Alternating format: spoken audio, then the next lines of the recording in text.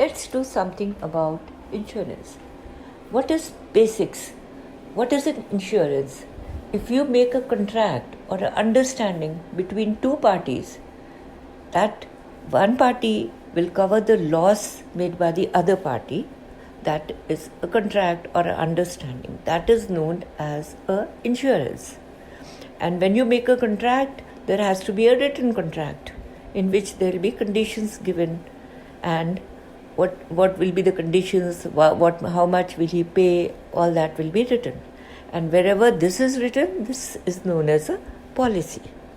So there are different types of policies which you can sell.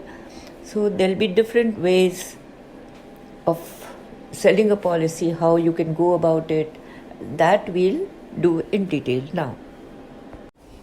Now, you want to sell these policies to someone. You will go and sell these policies to clients. You will tell them that if you pay small amount for the losses, you want to cover your losses and you want to pay a smaller amount, we'll cover you for a large sum. So the small amount that the client will pay will be known as premium, and the larger amount that the company will pay will be known as benefits. They are known as benefits, right? Now you want to sell a policy. You want to sell that written contract to someone.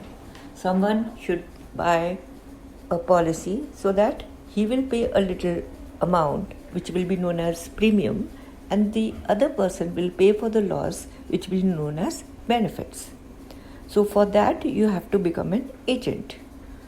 So you pass your exams and you become an agent, and you go and sell life policies to the clients.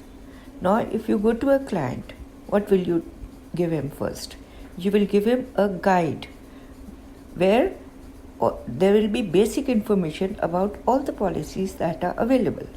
That client of yours will look into the policies in the buyer's guide, and then he will decide on which policy to take.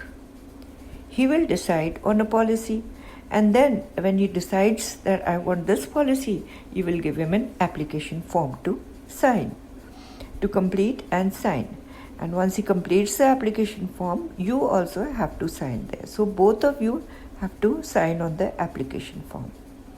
Then you cannot do any erasing or white out anything which goes wrong in the application form. You cannot white out. You have to fill in an application form over and over again. There can be cuttings though, but wherever there is a cutting, you both have to sign there. So this is basically about how you go about filling an application form, right? You ask your client to fill in the insurance application form. This application form has 2 pages. One is the general information, where you give general information about yourself. And the other is the medical information page, where they ask you about how your relatives died, if they died, and how did they die, what was the medical history of your relatives. All that they will ask in the medical page, right? Now that the client has filled in the application form, then you will collect a premium from him. And when you collect a premium, then you will issue him a receipt. It will be a conditional receipt saying that if your policy is approved, then your coverage will begin from this date. So you will issue a conditional receipt. After the premium has been collected, then you will ask for a medical examination of the client. So there will be a medical examination at the cost of the insurer. The company will say, we want a medical for you, and so they will get a medical done. Then with the medical, with the premium, with the application, you will forward all this to the underwriter, where he will assess how the client is and what he needs to be done about the policy. Suppose a person says, I do not want to pay the premium now, I'll pay the premium when the policy is delivered. Then also you will have to forward the the application without receiving the premium also. So this is important, right? Now, the underwriter will look at everything, your general history, your medical history, your medical reports, and also he will request a inspection report to know more about your habits from the neighbors or from the nearby people. So he will check all this also, and then depending upon all this, he will check your credit records and if you have applied for insurance anywhere else, and then he will issue you a policy.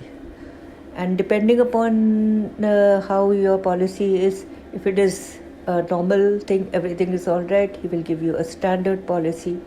If there is some risk, still a policy has to be given, he will give you a substandard policy. And if everything is too good, then he will give you to preferred policy. So in the preferred policy, the premiums will be lower. In the standard, they will be standard, and in the substandard, the premiums will be high. Also, if they find everything is too bad, they can decline your policy, right? Now that the underwriter has approved of the policy, you will get the policy by mail or by email. Both are equally acceptable. Now you got the policy. So with the policy, you will also get a policy summary, which will summarize all the details of the policy.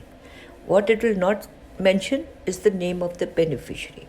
It will mention the type of policy, the amount of policy, how long is the policy, the name of the insured, the name of the insurer, etc. But it will not mention the name of the beneficiary. Now you received your policy by mail or by email. When you received the policy, from the date of receipt of the policy, for 10 days you are entitled to return the policy if you don't like it. This period is known as free look period or a return period. So in this, if you don't like the policy, then you can return the policy and nothing will be taken from you. No, all the premiums that have been taken will be returned back. So there's a free look period of 10 days. The 10-day period is known as free look period, right? If you decide to keep the policy, you can continue with the policy. If you want to return it, you can return it.